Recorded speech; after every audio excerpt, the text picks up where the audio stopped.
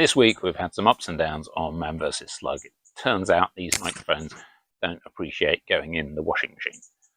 So apologies when the sound quality gets a little bit ropey.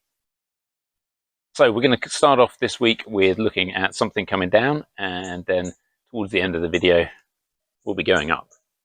Man vs Slug.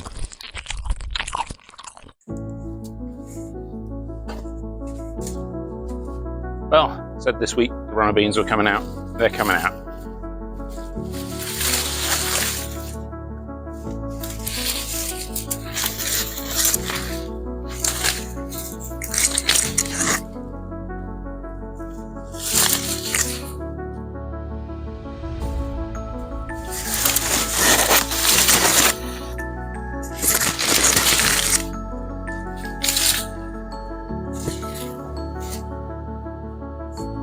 As I sort through this mess of runner beans, I am finding some of the runner beans that we failed to pick, and we'll be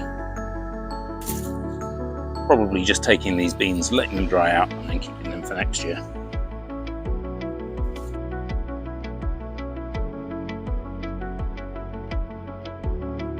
Sadly, my rather direct approach to taking these beans out has damaged the octagon. I will have to staple that back together for next year.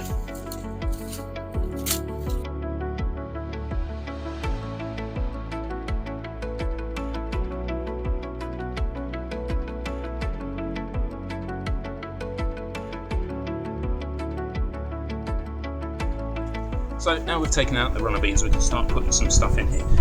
These are the these are the turnips that I planted underneath the peas. They've not done so well, they look like they've been eaten. And we've got one over here, which is a little bit untidy. It's not in a row, so I'm going to move this one first forward to make a bit more space.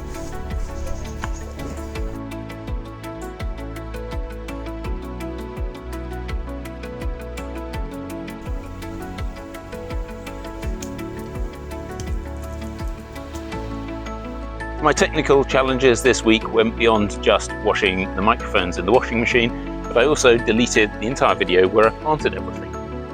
So in here we got this row of the turnips, which I was moving in the last clip.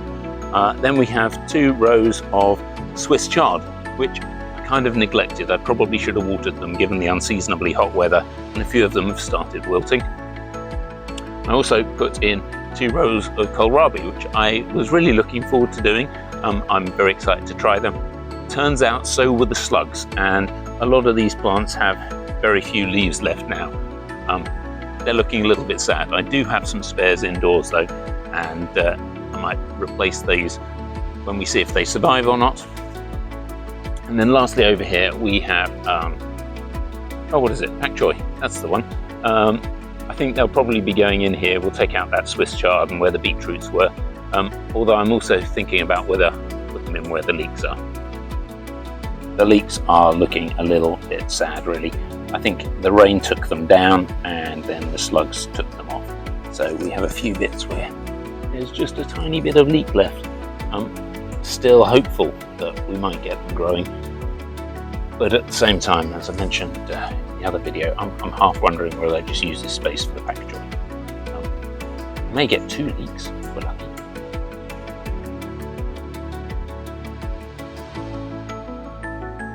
I absolutely hate heights, and I am stood on a ladder in a plum tree. Utterly terrifying for me, but I have made a little nest for the pumpkin, and it's got a couple of sort of strings going almost horizontally to some of the neighbouring branches, and somewhere in there, which I can't really film, there's a string going up above the pumpkin, so hopefully that'll just give the pumpkin a little bit of support. Should it get heavier and drop off the plant, hopefully if it falls off, it'll stop it falling to the floor and smashing. But right now, I'm going to get down from here because I don't want to be in the tree. I'm not sure where the pumpkin would want to be.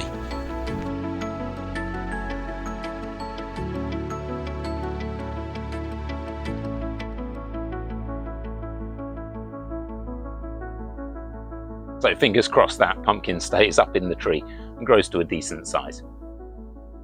This week we've also harvested a little bit of our beetroot. In fact, we harvested all of our beetroot. So join us next week for something slightly different, where we do Man versus Slug meets MasterChef.